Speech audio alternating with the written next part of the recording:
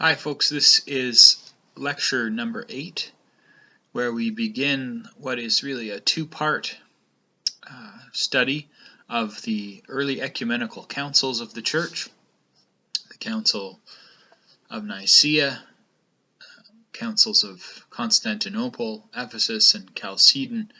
Over these next 2 weeks we'll work our way through some of the people and events involved in these councils, and particularly the controversies that emerged around understanding the divinity of Christ, Christ's relationship to the Godhead, the Trinitarian controversies, and then the question of the relationship of Christ's divinity to his humanity.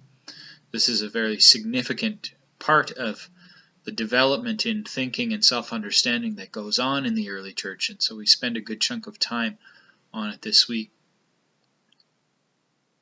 What the church is wrestling with here really is how to come to terms with what it had experienced, what the apostles had experienced and passed on to them, in terms of who the identity of Jesus was, how to understand what it meant to speak of Jesus as the Son of God, how to articulate that mystery that is a union between the divine and his human life, and of his relationship to the being of God, in a way that satisfied both their faith and their experience on the one hand, as well as reason and logic on the other hand. And this is the challenge of these controversies. And many of the great minds of and the great leaders of the church in this period are occupied heavily with this and questions around it for decades. And really, we remember them because of the pivotal role that they play in helping the church work through this challenging period. We spend a little bit of our time in this and the next lecture talking a lot about doctrine, terminology that may be a bit unfamiliar to us, and some of it is fairly complex, and that's important, but sometimes it's also a challenge to engage with. Another way of entering into this mystery is a little bit different, and I wanted to show you, as part of our introduction today, an icon of Christ, one of the earliest icons that we have depicting Jesus. You may have seen this icon before. It's known as Christ the Pantocrator, which means the Almighty. And the original is found at a monastery on Mount Sinai. Icons, as some of you may know, they're not just pictures. They're sometimes called windows to heaven, or they're sometimes called theology in color.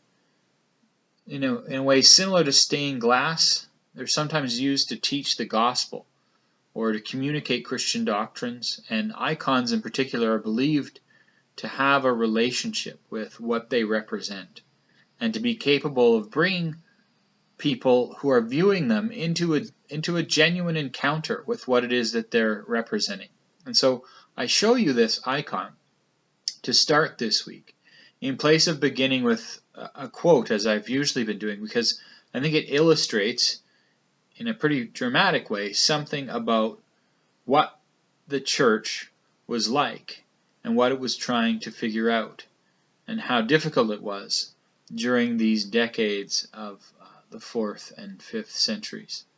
If you look closely at the icon, you'll see that it appears as though one side is painted with slightly different dimensions than the other. The eye looks larger, the head and the hair are stretched, kind of extended out in some ways on one side as opposed to the other.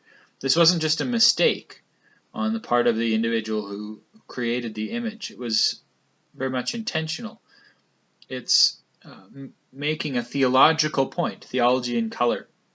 The idea is that what we're looking at is the coming together of the divine and the human in the person of Jesus Christ.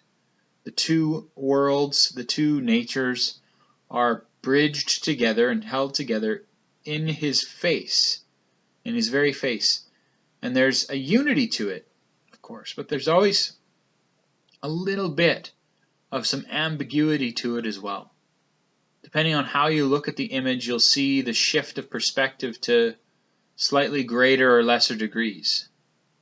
And I think this reflects something of the experience of the church during the Christological controversies. Everyone was looking at the same face, but there were a variety of perspectives that led to different kinds of emphases and varying degrees of distortion in one direction or another.